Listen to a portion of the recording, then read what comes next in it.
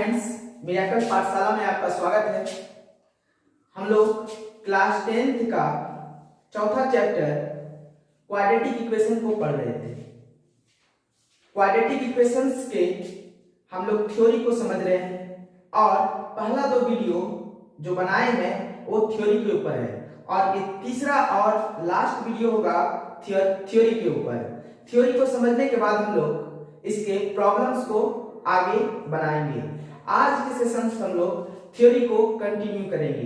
जो हमारा पहले 2 वीडियो नहीं देखे हैं आप वो दोनों वीडियो देखें और वहां से देखने के बाद फिर इस वीडियो को देखें ताकि आपको पूरा कंटेंट थ्योरी का समझ में आए।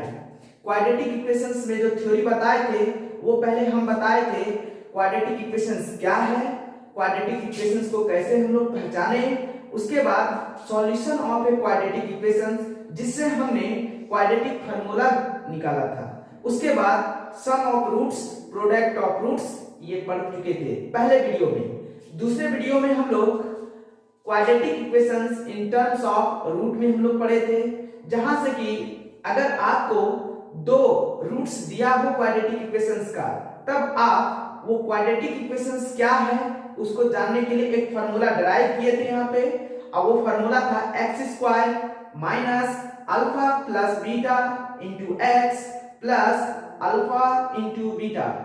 उसके बाद हम लोग ये फार्मूला डिराइव करने के बाद डिस्क्रिमिनांट पढ़े थे। डिस्क्रिमिनांट बता दें आपको, डिस्क्रिमिनांट क्या होता है, d बराबर b² माइनस 4ac, ये सारे फार्मूले हम लोग डिराइव किए थे। उसके बाद नेचर ऑफ रूट्स पे अगला सेशन चला था। नेचर ऑफ रूट्स में हम लोग 3 केसेस पढ़ चुके थे। पहला केस था हमारा जब d का मान 0 तब नेचर कैसा होगा। फिर दूसरा जो केस था, दूसरे केस में हम लोग पढ़ चुके थे जब d का मान निगेटिव तब कैसा होगा। अब तीसरा केस था जब d का मान पॉजिटिव हो, या इसको आप लोग ये तीनों केस को सीरियली वाइज नहीं बोल के आप इधर उधर भी बोल सकते हैं। जैसे पहला हम ऐसे भी बोल सकते हैं d का मान पॉजिटिव हो, d का मान 0 हो और d का मान निगेटिव हो। इस तीनों स्थिति में किसी भी क्वाड्रेटिक इक्वेशन का सॉल्यूशन क्या होगा ये हम लोग सीखे थे। आज हम लोग तीसरा केस पढ़ने के बाद आज हम लोग चौथा केस पढ़ने जा रहे हैं। अब ये चौथा केस आपके यहाँ आपके बुक में नहीं दिया है, लेकिन ये समझना है चौथा और पांचवा केस हम कल ये बात बता चुके थे कि नेचर्स ऑफ रूट में चौथा और पांचवा केस भी हम लोग पढ़ेंगे। तो वही 3 केस को पढ़ने के बाद आज हम लोग चौथा और पांचवा केस समझने जा रहे हैं और उसके बाद यहाँ पे हम लोग रिकैप कराएंगे कि हम लोग थ्योरी में कौन कौन सा चीज पढ़े हैं, उसको एक जगह रिकैप करके लिख लेंगे और उसको फार्मूले की तरह आप लोगों को याद करना है। उसके बाद ये थ्योरी का सेशन खत्म हो जाएगा। उम्मीद है कि आज हम ये थ्योरी का सेशन खत्म कर दें। तो चलिए बढ़ते हैं हम लोग चौथे केस की तरफ। आप लोग यहाँ पे गौर करके देखिएगा। चौथा केस है, देखिए सबसे पहले हमने एक क्वाड्रेटिक इक्वेशंस बताया था।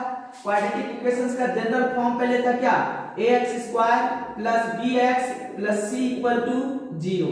ये हम क्वाड्रेटिक इक्वेशन का जनरल फॉर्म पढ़ लिए थे। उसके बाद इसमें से हम लोग बताए थे d का मान ग्रेटर देन हो तब कैसा आएगा, d का मान इक्वल टू हो तब कैसा आएगा, d का मान लेस देन 0 हो तो क्या होगा। इसमें से हम बताए थे जब d का मान ग्रेटर देन हो तब यहाँ पे रूट्स के बारे में इसका हम चर्चा किए थे कि ये रूट्स कैसा होगा। इसका जो रूट्स होगा जब d का मान ग्रेटर देन 0 हो तब इसका जो रूट्स होगा वो रूट्स होगा इसका रियल, REAL रियल रूट्स होगा, साथ में अनइक्वल, रियल एंड, यहाँ पे लिखिए रियल एंड अनइक्वल। इसके रूट्स कैसे होंगे, रियल एंड अनइक्वल होंगे। जब d का मान यहाँ पे 0 हो जाए तब हम बताए थे यहाँ पे ये रियल एंड इक्वल रूट्स होगा, रियल एंड इक्वल रूट्स होंगे। जब d का मान 0 से छोटा हो जाए, यहाँ पे बताए थे d क्या होगा, निगेटिव। d क्या होगा यहाँ पे, निगेटिव। d का मान निगेटिव आ जाए तब यहाँ पे लिखेंगे हम लोग इमेजिनरी रूट होगा। यहाँ पे इमेजिनरी रूट होगा। अब देखिए ये रूट्स जो होगा कैसा होगा, इमेजिनरी होगा जब d का मान ऐसा हो। ये 3 केस हम लोग पढ़ चुके थे। केस 1 में ये पढ़े थे हम लोग, केस 2 में ये पढ़े थे हम लोग, केस 2 में ये पढ़े थे, और केस 3 में हम लोग ये पढ़े थे। ये तीनों केस को हम लोग पढ़ चुके थे। आज हम एक चौथा केस बताने जा रहे हैं और वो आपके सिलेबस में नहीं दिया है। आपके सिलेबस में सिर्फ और सिर्फ यही 3 केस दिया है, लेकिन ये जानना बहुत इंपॉर्टेंट है क्योंकि इससे हम लोगों को पता चल जाता है कि किसी भी क्वाड्रेटिक इक्वेशंस का सॉल्यूशंस क्या होगा। क्योंकि क्वाड्रेटिक इक्वेशंस का सॉल्यूशन बताना और नेचर ऑफ रूट्स के बारे में जानना बहुत जरूरी है। किसी भी इक्वेशंस के नेचर के बारे में बता सकते हैं अगर ये सारे मान हमको पता हो तो। हम लोग चौथा केस पढ़ने जा रहे हैं। आप लोग यहाँ पे चौथा केस को नोट करें। देखिए केस नंबर 4 है। केस नंबर 4 कह रहा है if d is a perfect square, P-E-R-F-E-C-T, perfect S-Q-U-A-R-E square, then roots are rational, R-A-T-I-O-N-A-L, rational। इसका मतलब क्या हुआ, अगर d का मान परफेक्ट स्क्वायर हो, दैट इज आप लोग समझेंगे यहाँ पे d का मान परफेक्ट स्क्वायर नंबर आप लोग पढ़े होंगे। 1 का 1 ही होता है, 2 का 4 होता है, 3 का 9 होता है, 4 का 16 होता है, 5 का 25 होता है, 6 का 36 होता है, और 7 का 49 होता है, 8 का 68 होता है, 8 का 64 होता है, 9 का 81 होता है, और इसी तरह से 10 का 100 होता है। और आप लोग ये समझ चुके होंगे d कैसा नंबर आएगा, एक परफेक्ट स्क्वायर नंबर होगा। अगर d का वैल्यू 4, 9, 16, 25, 36, 49, 64, 81 ये सब हो तो इसका रूट्स जो होगा एक रैशनल नंबर आएगा। रैशनल लिखे हैं दैट इज ये रैशनल नंबर आएगा। रैशनल नंबर आप लोगों को बताए थे वैसा नंबर होगा जो रूट के अंदर कभी नहीं आएगा, रूट से वो फ्री होगा हर हमेशा वैसा। अब यहाँ पे हम लोग को नंबर सिस्टम्स के बारे में जानकारी होना चाहिए क्योंकि पहला ही चैप्टर है रियल नंबर्स में हम लोग रैशनल और इरेशनल 2 प्रकार के नंबर्स को पढ़ते हैं और ये दोनों बहुत ज्यादा इंपॉर्टेंट है। सबसे ज्यादा रैशनल नंबर है क्योंकि देखिए क्लास 7, 8, 9, 10 सब जगह आपको मिलेगा ये, इसलिए रैशनल नंबर को समझना बहुत जरूरी है। इसके लिए जब हम पहला चैप्टर का वीडियो बनाएंगे तो वहां आप लोगों को रैशनल इरेशनल सारे नंबर्स रियल नंबर्स को बहुत अच्छे से पढ़ेंगे और समझेंगे। आज हम लोग बस इतना सा समझ ले, रैशनल नंबर्स वो नंबर्स होगा जो रूट के अंदर नहीं होगा। अगर रूट के अंदर कोई भी नंबर आ गया और वो रैशनल नहीं होगा उस समय वो इरेशनल नंबर हो जाएगा। देखिए सपोज थोड़ा सा बात कर रहे हैं हम लोग इरेशनल और रैशनल के बारे में। यहाँ पे हम बोले रूट्स के अंदर जो नंबर होगा वो रैशनल नहीं होगा। ये कहीं ना कहीं आगे चल के अगर आप बात समझते हैं तो ठीक है, नहीं तो ये मिथ्या साबित हो जाएगा, मतलब गलत साबित हो सकता है। जैसे यहाँ पे देखिए अगर हम रूट 4 की बात करें तो ये रूट 4 अगर लिख दिए तो ये रैशनल है। क्यों है ये रैशनल? अभी तो आपको दिख रहा है ये इरेशनल है और हमने बोला भी कि रूट के अंदर अगर कोई भी वस्तु हो, कोई भी नंबर हो तो वो इरेशनल हो जाता है। नहीं, आप थोड़ा सा इसमें और एक लॉजिक लगाइएगा कि रूट्स के अंदर अगर ऐसा नंबर परफेक्ट स्क्वायर नंबर हो जिसका कि रूट निकल जाए तो वो ये इरेशनल नहीं बल्कि ये क्या बन जाएगा, रैशनल हो जाएगा। ये रैशनल हो जाएगा, ये इरेशनल नहीं बल्कि ये क्या हो जाएगा, रैशनल हो जाएगा। तो आप लोग यहाँ पे एक बात नोट करिएगा कि रूट के अंदर अगर परफेक्ट स्क्वायर आए तो उसका परफेक्ट स्क्वायर का रूट आसानी से निकल जाता है, तो वो रैशनल हो जाता है। अगर रूट के अंदर में इम्परफेक्ट स्क्वायर आए, मतलब जो परफेक्ट स्क्वायर नंबर्स नहीं होगा, तो वैसे नंबर्स क्या हो जाएंगे, इरेशनल नंबर।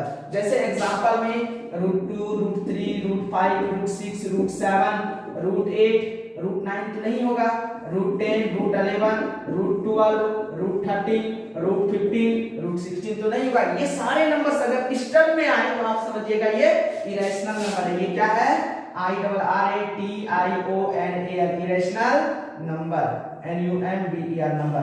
देखिए आप लोग यहाँ पे थोड़ा समझ ले, इरेशनल नंबर कुछ ऐसे ही टर्म का आएगा। और विशेष जानकारी के लिए इस पे हम लोग क्लास में ही वीडियो बना लेंगे, उसके बाद आप लोग वहां पे देख के आसानी से इसको समझ सकते हैं कि रैशनल क्या है, इरेशनल क्या है। तो फाइनली हम लोग एक बात समझ में आया, रूट के अंदर कोई नंबर हो जिसका कि परफेक्ट स्क्वायर रूट ना निकले, ठीक है, उसको हम लोग बोलेंगे इरेशनल नंबर। रूट के अंदर कोई भी नंबर हो अगर उसका परफेक्ट स्क्वायर रूट निकल जाए तो उसको बोलेंगे हम लोग रैशनल नंबर। तो यहाँ हम लोग आगे बढ़ते हैं कि चौथा केस में जब हम लोग यहाँ पढ़ रहे हैं तो आपको यहाँ बताया था, इसको मिटा देते हैं हम। देखिए इस नंबर्स को भी मिटा देते हैं, आप लोग देखिएगा। चौथा केस में था, if D is a perfect square then roots are rational। मतलब अगर D का मान, कोई आपको क्वाड्रेटिक इक्वेशन दे दिया जाए और D का मान परफेक्ट स्क्वायर नंबर आए, दैट इज D का मान 4 हो, 9 हो, 16 हो, 25 हो, 36 हो, 49 हो, 64 और 81 हो, तब हम लोग उसको क्या बोलेंगे, तब उसके नेचर्स के बारे में, उस इक्वेशंस के नेचर्स के बारे में हम तुरंत बता सकते हैं, उसका जो रूट्स आने वाला है वो रैशनल ही होगा। जैसे आप एग्जांपल से समझे, for an example x² + 4x + 5, sorry यहाँ पे आप लोग -5 भी कर सकते हैं। x² + 4x - 5 = क्या, 0। एक एग्जांपल लिए हम लोग कि एक एग्जांपल के मदद से हम लोग समझेंगे। यहाँ देखिए x² + 4x - 5 = 0, एक इक्वेशन लिए, इसमें से a का मान बताइए क्या होगा। a तो कहा जाता है x² के कोएफिशिएंट को, एक यहाँ पे 1 हो जाएगा, नहीं कुछ तो यहाँ पे क्या छिपा है, 1 है इसलिए 1 हो जाएगा। b का कोएफिशिएंट, b का वैल्यू क्या होगा, तो b का वैल्यू यहाँ 4 हो जाएगा, क्योंकि b किसको कहते हैं, x के कोएफिशिएंट को। देखिए x के कोएफिशिएंट को b कहेंगे और c किसको कहेंगे, कांस्टेंट को, तो साइन के साथ लिखा जाता है, तो -5 लिखेंगे यहाँ पे। देखिए a = 1, b = 4, c = -5। सबसे पहले हम लोग क्या करेंगे, इसमें d का वैल्यू चेक करेंगे। डिस्क्रिमिनेंट जिसको कहते हैं हम लोग, d को डिस्क्रिमिनेंट कहते हैं। कल इसका फार्मूला भी हम लोग बताए थे, पढ़े भी थे, तो हम लोग वी नो दैट हम जानते हैं कि, क्या जानते हैं भाई, d का मान क्या होता है, d = b² - 4ac। अब देखिए d का मान b² - 4ac, b का मान कितना है यहाँ 4 का स्क्वायर -4, a का मान कितना है यहाँ पे 1 और -5 इनटू में हो जाएगा -5, 4 का स्क्वायर 16 माइनस ये माइनस प्लस 5 4 20 1 20, दैट इज कितना आ गया अपना 36 आ गया।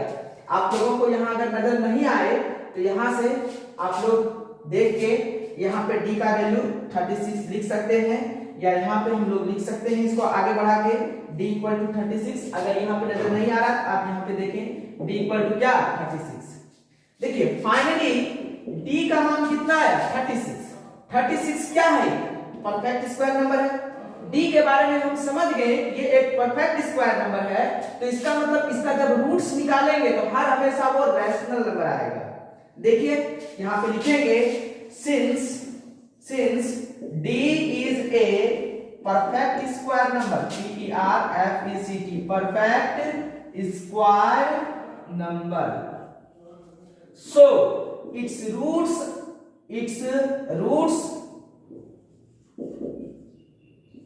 is rational, RATIONAL, rational मतलब परिमेय होगा, परिमेय संख्या रूट होगा। अब देखिए यहाँ पे d का मान हम लोग निकाल लिए, जब इसका हम लोग यहाँ से फैक्टराइज करेंगे, फैक्टराइज करेंगे तो ये क्या आएगा, देखिए यहाँ पे नाउ इसके रूट्स के बारे में हम लोग पढ़ेंगे। चलिए यहाँ पे जगह खाली है, थोड़ा यहाँ लिख लेते हैं हम लोग, यहाँ के बदले देखिए यहाँ पे लिखने के बाद हम लोग आगे यहाँ से लिखते हैं। ये देखिए इसका हम लोग रूट्स निकालेंगे। कौन सा दिया हुआ है quadratic equation, X square minus plus 4x minus 5 equal to 0, ये दिया हुआ है ना, ये इक्वेशन दिया है। इससे हम लोगों को रूट्स फाइंड करना है। तो रूट्स फाइंड करने के लिए आपको इसका फैक्टराइजेशन करना पड़ेगा। और फैक्टराइजेशन होता है, देखिए यहाँ पे बीच वाले टर्म को स्प्लिट करेंगे, इस दोनों को मल्टीप्लाई करेंगे तो माइनस 5x स्क्वायर। बीच वाले टर्म को इस तरीके से दो टर्म में स्प्लिट करना है कि इस दोनों को जोड़ने के बाद माइनस 4x ही पूरे प्लस 4x ही पूरे और मल्टीप्लाई कर दें तो कितना पूरे, प्लस मल्टीप्लाई करें तो यहाँ पे कितना पूर जाए, प्लस 4 पूर जाए। तो यहाँ पे देखिए इसको कैसे लिखेंगे हम लोग, 5x square minus plus 5x minus x, इसका फैक्टर देखिए। अब दोनों को मल्टीप्लाई करेंगे तो माइनस 5x तो होगा, 5x into x 5x square हो जाएगा, और इसका जब फैक्टर करें तो 5x माइनस x, इसको दो टर्म में तोड़ दिए। देखिए यहाँ पे दो टर्म में तोड़े तो क्या, ये पहला जो यहाँ बीच वाला टर्म है ये पूर रहा है मेरा, देखिए प्लस 5 माइनस x तो कितना हो जाएगा, plus 5x minus x plus 4x पूर गया। चलिए x square minus 5 equal to क्या हो गया, यहाँ पे 0 हो गया। आप लोग ये समझ रहे होंगे फैक्टराइजेशन कैसे होता है। और यहाँ पे इसको हम लोग मिटा देते हैं, आप लोग यहाँ पे ध्यान दीजिएगा।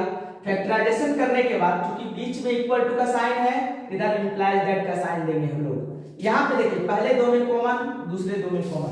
पहले दो में क्या कॉमन आएगा, पहले दो में यहाँ पे देखिए x है तो x का मान कॉमन आ जाएगा, दोनों में जो रहता है वही चीज कॉमन आता है। तो यहाँ x स्क्वायर है, यहाँ x है तो x कॉमन किए तो यहाँ क्या बचा, x प्लस 5 बचा। अब माइनस, इस दोनों में कुछ कॉमन दिखाई दे रहा है आप लोगों को, नहीं दे रहा है, लेकिन दोनों तरफ में कुछ नहीं कॉमन हो तो वो 1 आता है। क्यों 1 आता है कि देखिए इसमें भी 1 से मल्टीप्लाई कर दे और इसमें भी 1 से मल्टीप्लाई कर दे तो कोई फर्क नहीं पड़ेगा, वही नंबर्स होगा। इसीलिए इस दोनों में क्या कॉमन आया, -1 आएगा। अब देखिए ये -1 कॉमन आ गया, इसको मिटा देते हैं हम लोग। -1 कॉमन आ गया, आप लोग समझ गए होंगे क्यों कॉमन आया। ये 1 इससे निकल गया तो क्या बचा x, क्योंकि माइनस कॉमन आया तो अंदर का साइन चेंज हो जाएगा, माइनस माइनस क्या हो जाएगा यहाँ पे +5 इक्वल टू क्या हो गया अपना 0 हो गया। अब यहाँ पे देखना है हम लोगों को, ये दोनों टर्म में x प्लस 5 और x प्लस 5 दोनों में है तो x प्लस 5 क्या करेंगे हम लोग, कॉमन कर लेंगे। जैसे ही x प्लस 5 कॉमन किए तो इस टर्म से ये तो निकल गया, बचा क्या है यहाँ अपना x, तो x लिखेंगे। ये टर्म से ये तो निकल गया, बचा क्या है इतना -1 बचा यहाँ पे इक्वल टू क्या हो जाएगा 0। तो इसलिए देखिए ये दोनों टर्म से हम लोग यहाँ पे दो चीज का प्रोडक्ट 0 के बराबर है तो एक बार ये भी 0 के बराबर होगा और एक बार ये भी 0 के बराबर होगा। इफ आइदर करके निकाल सकते हैं। देखिए if x plus 5 equal to 0 either x minus 1 equal to 0।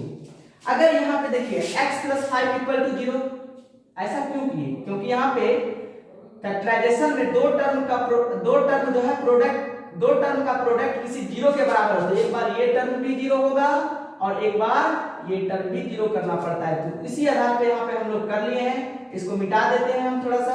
आप लोग यहाँ पे देखिएगा x का मान क्या रहेगा, प्लस में है तो इधर आ गया तो इसका साइन इधर चेंज हो जाएगा, इक्वल टू के इस पार में प्लस, इक्वल टू के इस पार में प्लस में हो तो उधर चला जाता है तो माइनस में, तो x इक्वल टू 5 हो गया और यहाँ पे देखिए x इक्वल टू क्या हो जाएगा 1 हो जाएगा। तो यहाँ x की दो वैल्यू आई -5 और क्या 1। तो ये देखिए रैशनल नंबर है, ये भी रैशनल नंबर है, ये भी रैशनल नंबर है, क्योंकि all integers are rational numbers. जितने भी इंटीजर्स हैं सब रैशनल नंबर है। आप देखिए जितने भी रैशनल नंबर के बारे में हम बता रहे हैं, इंटीजर्स जितना भी होगा, इंटीजर्स प्लस वाला नंबर, माइनस वाला नंबर, जीरो नंबर, वो क्या हो जाएगा रैशनल नंबर है। आपका इंटीजर्स में ही बहुत सारा नंबर आ गया, ऑड नंबर आ गया, इवन नंबर आ गया, नेचुरल नंबर आ गया, होल नंबर आ गया, ये सारे के सारे, प्राइम नंबर आ गया, को प्राइम नंबर आ गया, जितने सारे नंबर्स है ये सब का सब रैशनल नंबर होगा। आप लोग यहाँ पे देखिएगा -5 और 5 ये दोनों इंटीजर, प्लस वाला नंबर है, ये माइनस वाला था, ये इंटीजर हो गया, इसलिए ये दोनों रैशनल नंबर आ गया। तो इस हिसाब से इस थ्योरी से ये साबित होता है कि ये जो चीज है अपना, अगर d एक परफेक्ट स्क्वायर नंबर आएगा तो इसका रूट्स जो होगा, इसका रूट्स जो निकलेगा वो एक रैशनल नंबर निकलेगा। मतलब वो रूट के अंदर ये देखिए रूट वाला नंबर नहीं आएगा, रूट के अंदर कोई वस्तु जो आ जाता है वो नहीं आने वाला है। तो यहां से हम लोग ये चीज क्लियर कर लिए कि रूट्स के अंदर रूट नहीं आएगा, सॉरी रूट के अंदर कोई नंबर नहीं आएगा, इसमें मतलब ये रैशनल नंबर आएगा। आप लोग रैशनल नंबर का डेफिनेशन समझ रहे हैं तो रैशनल नंबर को भी समझ रहे होंगे। चलिए हम आगे बढ़ते हैं और इस सेशन का चौथा केस पढ़ लिए थे हम लोग। अब इस थ्योरी का हम लोग नेचर्स ऑफ रूट में ही ये सब पढ़ रहे हैं और थ्योरी का ये 5वां केस पढ़ेंगे। 5वां केस पढ़ते हैं हम लोग। यहाँ पे ये सारी चीजों को हम मिटा देते हैं, मिटा दें। चलिए इतना सा रहने देते हैं, फिर से मिटा देते हैं सारा चीज। यहां देखिए इसी में थोड़ा सा चेंज करेंगे हम लोग, रहने देते हैं, पूरा चीज तो लिखा हुआ है ही, इसमें थोड़ा सा देखिएगा। If d is not a perfect square, d is not a perfect perfect square square number, then roots are rational के जगह हम लोग लिखेंगे इरेशनल, IRRATIONAL, इरेशनल। समझिए ये क्या कह रहा है, दैट इज इसका मतलब ये हुआ d का मान परफेक्ट स्क्वायर नंबर नहीं होना चाहिए। आप देखिए यहाँ पे 2 3 4 को छोड़ दीजिए क्योंकि 4 परफेक्ट स्क्वायर नंबर है। 5 5 6 7 8 9 को छोड़ दीजिए क्योंकि ये परफेक्ट स्क्वायर नंबर है। ये 4 और 9 को छोड़ दीजिए, क्यों? क्योंकि ये परफेक्ट स्क्वायर नंबर है, इसलिए यहाँ पे हम कट का निशान लगाए हैं। इस तरह से 10 ले लीजिए, 11 ले लीजिए, 12 ले लीजिए, इस तरह से जितने भी सारे नंबर्स होंगे बीच में यहाँ पे आप 16 को छोड़ दीजिएगा क्योंकि ये परफेक्ट स्क्वायर नंबर है। और इसी तरह आगे बढ़ते रहिएगा। अगर d का मान 1 आ जाए, सॉरी 2 आ जाए, 3 आ जाए, 5 आ जाए, 6 आ जाए, 7 आ जाए, 8 आ जाए, 10 आ जाए, इस तरह का कोई नंबर हो, यानी कि परफेक्ट स्क्वायर नंबर नहीं आए, तब उसका जो रूट्स निकालेंगे उस इक्वेशन का वो कैसा आएगा, इरेशनल। इरेशनल मतलब क्या, उसका जो x का वैल्यू आएगा अल्फा और बीटा वो दोनों ही मान इरेशनल आएगा, दैट इज वो कहीं ना कहीं रूट के अंदर में होगा। वो नंबर्स क्या होगा जो सॉलिड मान नहीं आके वो क्या आएगा, रूट में आएगा। तो चलिए हम लोग एक एग्जांपल की मदद से इसको देखते हैं। x² - 4x + 2 = 0। एक एग्जांपल लेते हैं, x² - 4x + 2 = 0। देखिए इसके बारे में बताएंगे। यहाँ पे देखिए इसके लिए a का मान कितना हो जाएगा, 1 हो जाएगा, b का मान कितना हो जाएगा, कोएफिशिएंट के साथ लिखा जाता है -4, और c बराबर कितना हो गया, 2 हो गया। देखिए a क्या होता है, x² का कोएफिशिएंट, b क्या होता है, x का कोएफिशिएंट, x के साथ जो भी गुणांक, कोएफिशिएंट का मतलब होता है गुणांक, x का गुणांक a, x² का गुणांक a, x का गुणांक b, और जो कांस्टेंट होता है अचर पद जिसको कहते हैं वो c हो जाता है। तो यहाँ देखिए ये a का मान 1 हो गया, b का मान साइन के साथ लिखा जाता है -4, और c का मान यहाँ क्या हो गया, 2। अब इससे सबसे पहले हम लोग क्या निकालेंगे, इसकी प्रकृति बताने के लिए कि ये इसका जो रूट्स आएगा, x का जो वैल्यू आएगा वो कैसा होगा, इसको जानने के लिए सबसे पहले d का मान निकालना जरूरी है।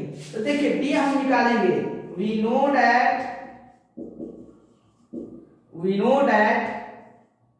d इक्वल टू क्या होता है, b² - 4ac।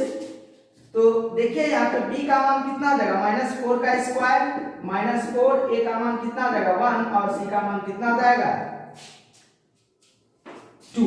16 हो गया, -4 का स्क्वायर माइनस माइनस प्लस 4 का स्क्वायर 16 -4 2 8, दैट इज कितना आ गया 8। अगर आप लोगों को यहाँ d का वैल्यू 8 दिखाई दे तो ठीक है, आपको यहाँ पे देखिए दिखाई दे रहा है या नहीं दे रहा है, आप हमें कमेंट करें।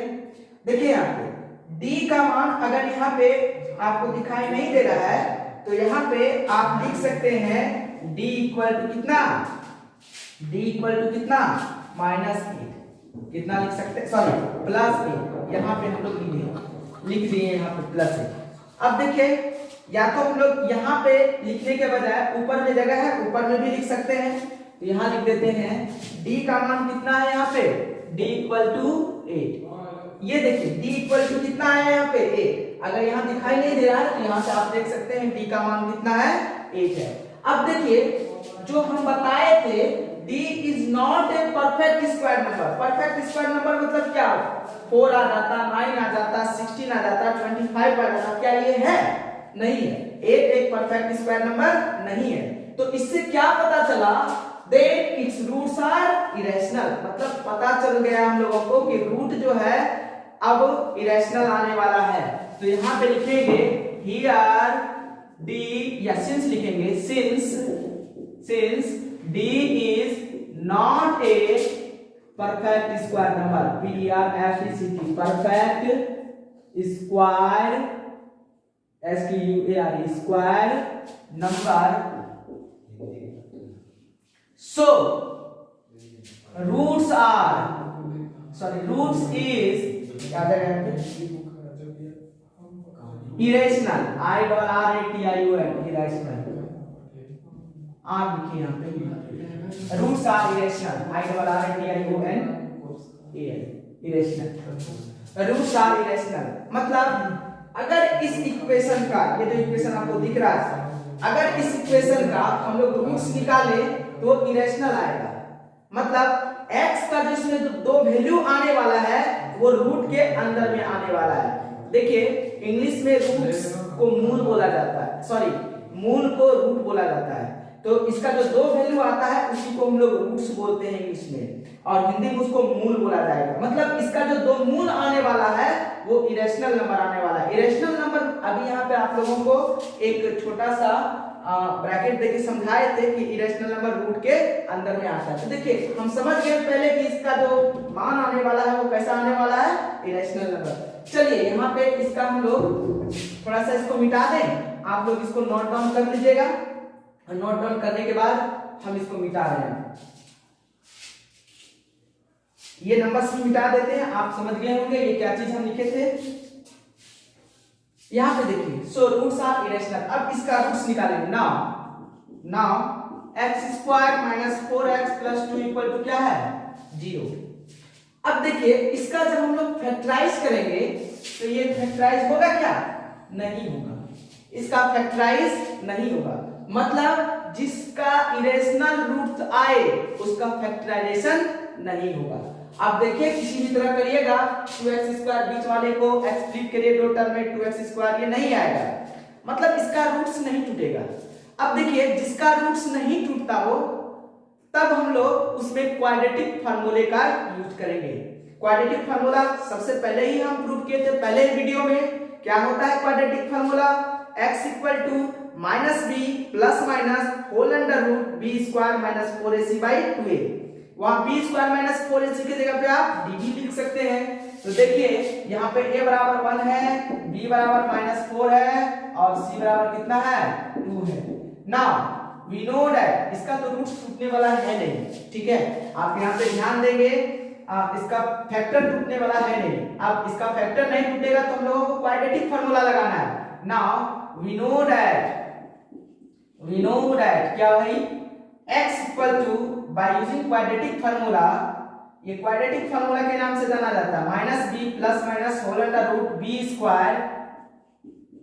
4ac/2a। इस फार्मूले का नाम क्वाड्रेटिक फार्मूला है। अब यहाँ पे देखिएगा x का मान जो ये -b plus minus under root b² - 4ac है, -b प्लस माइनस ये b² - 4ac, b² - 4ac को क्या बोला जाता है, डिस्क्रिमिनेंट। हम लोग डिस्क्रिमिनेंट पढ़े हैं तो यहाँ पे dv लिख सकते हैं भाई क्या, 2a। चाहे आप ये फार्मूला लिखें चाहे आप ये फार्मूला लिखें, दोनों एक ही है। हम इसका फार्मूला ये क्यों लिखे, क्योंकि ये काम हम पहले यहाँ से निकाल चुके हैं। इसका वैल्यू कितना निकला है, 8। तो यहाँ पे डायरेक्ट 8 वैल्यू हम लोग क्या करेंगे, इसमें पुट कर देंगे। तो देखिए -b माइनस हो गया। अब b का मान कितना है -4, तो ये माइनस तो पहले से है, यहाँ लगा दिए। अब b का वैल्यू देखिए -4 है, यहाँ -4 रखेंगे। Plus minus under root D, D का मान यहाँ से निकाल चुके हैं, देखिए कितना निकाले हैं 8, तो यहाँ क्या लिखेंगे हम लोग 8 बाई 2 इंटू a का मान कितना है यहाँ पे देखिए a का मान 1 है, यहाँ क्या डालेंगे 1, माइनस माइनस प्लस हो गया, यहाँ पे 4 लिखेंगे, प्लस माइनस माइनस हो जाएगा। देखिए रूट 8 को क्या लिखते हैं, रूट 8 का मतलब होता है 2 मल्टीप्लाई 2, और ये क्या कहता है, रूट हमें सिखाता है कि यहाँ पे 2 छिपा हुआ है, दो वस्तु में से एक वस्तु को आप बाहर करिए, इसलिए इसके अंदर जो दो वस्तु होगा वो एक वस्तु बाहर करिए, तो दो में एक तो दो, एक तो निकल गया, रूट के अंदर क्या बचा 2, इसको क्या लिख सकते हैं हम लोग 2 रूट 2, अब आए नीचे क्या 2। यहाँ से जैसे ही हम लोग आगे बढ़ेंगे तो यहाँ से 2 क्या करेंगे कॉमन करेंगे, तो 2 प्लस माइनस रूट 2 बाई क्या बचेगा 2, ये कैंसिल हो गया। तो यहाँ से x का मान देख सकते हैं, क्या आप लोगों को यहाँ दिखाई दे रहा है, अगर नहीं दिखाई दे रहा है तो इसको हम अब क्लियर करेंगे, मिटाएंगे, और यहां से आप इधर नजर डालेंगे, ठीक है।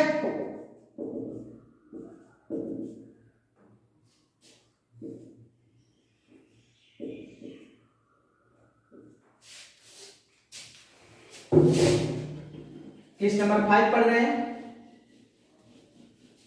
देखिए तो यहां से हम लोग x का मान क्या आएगा, x का मान यहां से x बराबर, जैसे ही इसको आप सॉल्व करिएगा तो x बराबर आएगा 2 प्लस माइनस रूट 2। ये देखिए x का यहां से दो वैल्यू आया, x का दो वैल्यू, x बराबर 2 2 प्लस रूट 2, और ये प्लस वाला को एक साथ लिखेगा, माइनस वाले को अलग करके लिख लेंगे, यहां जब प्लस माइनस में आए तो इसको अलग करके लिखेंगे। देखिए यहाँ पे x इक्वल टू क्या आया 2 माइनस रूट 2, तो x का यहाँ पे दो वैल्यू आया, तो ये दोनों रूट्स का लाया, ये अल्फा हो गया और ये क्या हो गया बीटा हो गया। देखिए कहीं ना कहीं ये रूट्स के अंदर आया है, तो ये अपना क्या हो जाएगा इरेशनल नंबर है। तो इस तरीके से हम लोग जान सकते हैं किसी भी क्वाड्रेटिक इक्वेशंस के नेचर के बारे में, अगर हमको ये पांचों चीज पता हो, पांचों केस पता हो, तो एक बार हम फिर से आप लोगों को ये बता देते हैं कि क्या क्या हुआ नहीं हुआ। देखिए यहाँ पे हम यहां भी बताएं d का मान अगर परफेक्ट स्क्वायर नहीं हो तब उस इक्वेशंस का जो रूट्स निकलेगा वो इरेशनल निकलेगा, और ये देखिए इरेशनल निकल गया। यहाँ पे आगे बढ़ते हैं हम लोग, मिटा दें इसको, आप लोग यहाँ से नोट करके मान देखिए, इस इक्वेशन का जो वैल्यू आया वो ये दोनों आया, और ये दोनों क्या है यहाँ पे इरेशनल नंबर है, ये अल्फा कहेंगे, इसको कह सकते हैं इरेशनल, IRRATION इरेशनल नंबर है ये भी क्या है IRRATION इरेशनल। तो ये देखिए अब नेचर्स ऑफ रूट को हम लोग आगे बढ़ाते हैं, इसी में एक जगह इसको आप लिख सकते हैं, मिटा दो।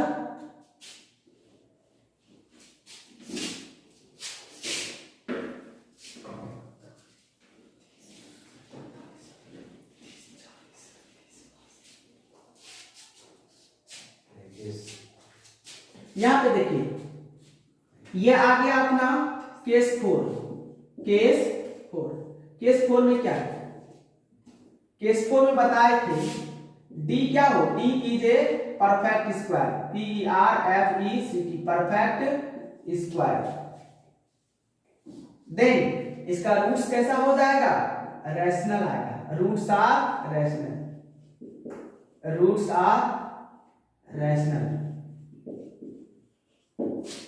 केस 4 यहां पे लिखेंगे हम लोग, केस 5 लिखेंगे, d क्या है एक, यहां पे लिखेंगे d is not a perfect square, PERFECT perfect square, then the roots perfect square, then roots are irrational, roots कैसा हो जाएगा IRRATION इरेशनल। देखिए यही 5 केस आप लोगों को समझना है, छठा भी केस है इमेजिनरी नंबर के लिए है जो आपके क्लास में नहीं है, लेकिन ये 5 केस कम से कम आप समझ जाएं तो आपको ये पता चल जाएगा कि किसी भी इक्वेशंस का सॉल्यूशन होगा नहीं होगा, अगर होगा तो कैसा उसका मान आने वाला है, पहले से आप रिजल्ट पता कर सकते हैं। ये सारी इंफॉर्मेशन हम लोगों को नेचर ऑफ रूट्स से मिलता है। तो यहाँ पे देखिए कोई क्वाड्रेटिक इक्वेशन आपके पास ax² + bx + c = 0 से टर्म में दिया हो तो आप उसका d का मान निकालिए। d का मान अगर 0 से बड़ा आता है तो रियल एंड अनइक्वल रूट होगा। अब देखिए d का मान अगर 0 के बराबर आता है तो रियल एंड इक्वल रूट्स होगा। d का मान अगर क्या आ जाए यहाँ पे, d का मान अगर यहाँ पे लेस देन 0 आ जाए, मतलब d का मान यहाँ 0 से छोटा आ जाए, 0 से छोटा वही नंबर ना होगा जो नेगेटिव होगा, तो ये नेगेटिव नंबर्स होगा। d का मान नेगेटिव आ जाए तो ये क्या कहेंगे हम लोग, इमेजिनरी रूट कहेंगे। i वाला नंबर आने लगेगा जो क्लास 11th में है। देखिए इस स्थिति में भी सॉल्यूशन हम लोग यहाँ पे क्लास 10 में इस स्थिति में भी सॉल्यूशन नहीं होगा। और यहाँ पे देखिए केस 4 में d is a perfect square then roots are rational. d अगर परफेक्ट स्क्वायर नंबर हो जैसे 2 4 6 4 9 16 25 इस तरह का नंबर हो तो क्या हो जाएगा, रूट्स रैशनल आ जाएगा। d is not a perfect square, d अगर परफेक्ट स्क्वायर ना हो तब रूट्स क्या आएगा, इरेशनल आएगा। आप लोग इसको नोट कर लेंगे। रोका क्यों, रोका नहीं, चालू है। आप लोग यहाँ पे इसको नोट कर लिए होंगे। नोट करने के बाद यहाँ पे हम इसको मिटाते हैं और ये थ्योरी का सेशन यहाँ पे समाप्त होता है। क्वाड्रेटिक इक्वेशंस में जितनी सारी थ्योरियां थी वो सारे थ्योरी को हम लोग कवर कर चुके हैं। अब हम लोग इसका रिकैप करने वाले हैं। अगले वीडियो में इसका हम लोग रिकैप लिख के पूरा आप लोगों के पास समरी के रूप में इसका रिकैप हम लोग लिखेंगे और आगे बढ़ाएंगे। आज के सेशन में इतना सा ही। अब हम लोग जो नया वीडियो आएंगे वीडियो नंबर 4 लेके, देखिए वीडियो नंबर 4 लेके हम डायरेक्ट इसका समरी लेके आएंगे। क्या पढ़ें, क्या क्या चीज हम लोग रिकैप मतलब क्या क्या चीज का फॉर्मूला निकालें और इस चैप्टर में क्या क्या है उसको समझना है। देखिए अभी जो जितने सारे हम बातें किए यहाँ पे, बहुत सारे स्टूडेंट को थ्योरी पसंद नहीं आता है और बहुत सारे स्टूडेंट जो जिज्ञासु होते हैं उन्हें थ्योरी पसंद आता है और वो जानना चाहता है आखिर ये आया तो आया कैसे। अगर वो जिज्ञासु स्टूडेंट हैं तो आप इस थ्योरी को अच्छे से देखें और आप थ्योरी को समझने का कोशिश करें ताकि आपको ये चीजें समझ में आ जाए। अगर आप चाहते हैं कि नहीं हमको थ्योरी नहीं चाहिए, आप डायरेक्ट जो फार्मूला है, बहुत सारे लोगों को ये देखा गया है कि वो चाहते हैं कि नहीं डायरेक्ट फार्मूला है वो रट ले और याद कर ले, तो उसके लिए कल हम रिकैप कराएंगे। आप रिकैप में ये आप देख सकते हैं और उसमें से जो रिकैप कराएंगे कल का क्लास, वो अगर नहीं समझना चाहते ये सारी बातें थ्योरी वोरी को, तो वो अब रिकैप जो कराएंगे उसमें से जो भी बातें कंटेंट डालेंगे कम से कम आप उतना सा भी याद कर लेंगे तो आपका ये क्वाड्रेटिक इक्वेशंस जो है वो कॉन्सेप्ट क्लियर हो जाएगा। ठीक है, तो आज के वीडियो में यहीं तक। Good bye.